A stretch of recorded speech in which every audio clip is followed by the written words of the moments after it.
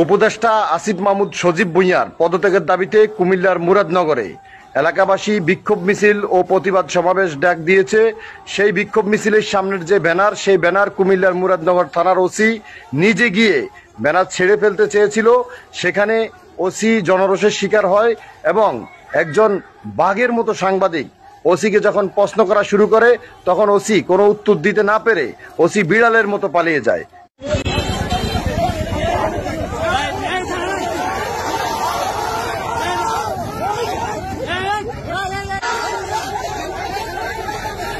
এখানে তো একটা কর্মসূচি পালন করতেছে, আপনি ব্যানারে হাত দিলেন কেন?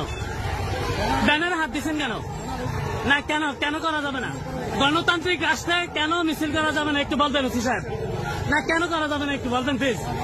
না কেন করা যাবে না একটু বলেন? কেন করা যাবে না একটু বলেন? গণতান্ত্রিক রাষ্ট্রে, এই গণতান্ত্রিক রাষ্ট্রে সবার অধিকার আছে, আপনি ব্যানারে হাত দিলেন কেন?